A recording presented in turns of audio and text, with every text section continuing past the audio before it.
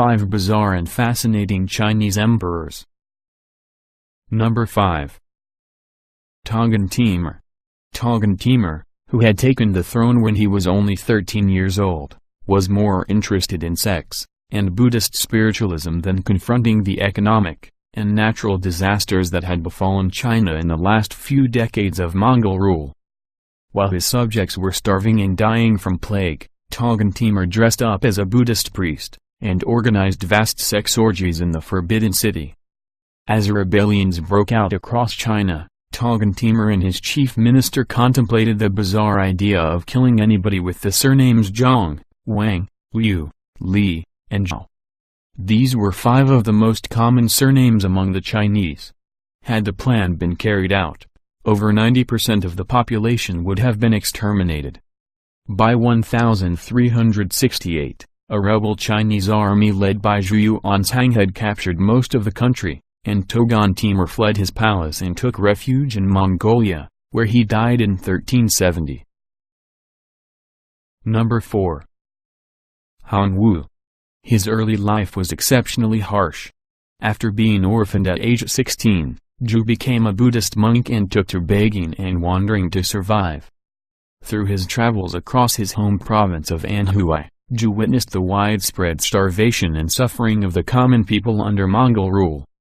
In 1352, Zhu joined a rebel army and quickly rose to become its leader, capturing the Mongol capital of Daidu in 1368.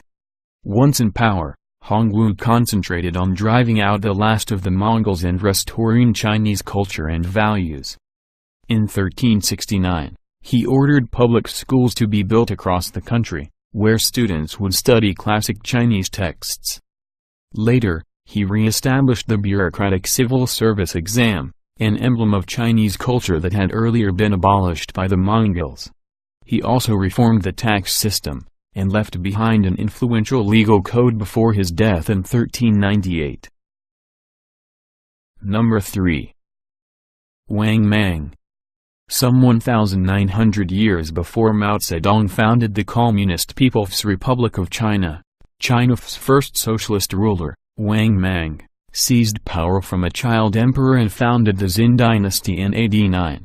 Wang, an ambitious and socially conscious reformer, embarked on a number of policies that many later historians have interpreted as socialistic.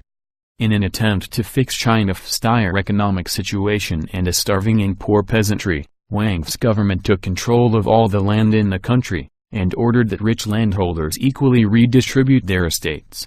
He also introduced price controls, banned the slave trade, and confiscated thousands of pounds of gold to weaken the power of the elite. Not surprisingly, the country's rich merchants and nobles were very enthusiastic about Wang's new policies.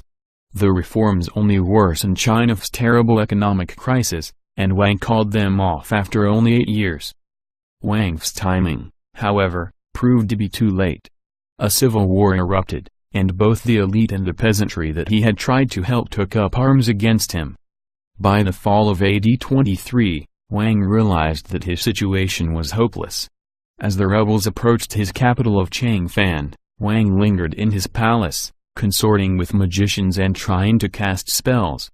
On October 7 of that year, the rebels invaded Changfan and stormed Wang's palace. They beheaded him and then dismembered his body, bringing an end to the first and last Xin emperor. Number 2. Zhuandong. At age 3, Puyi took the throne after the death of his uncle Guangxu in November 1908. Puyi's dynasty, the Manchu-led king, had been in a long decline at this point.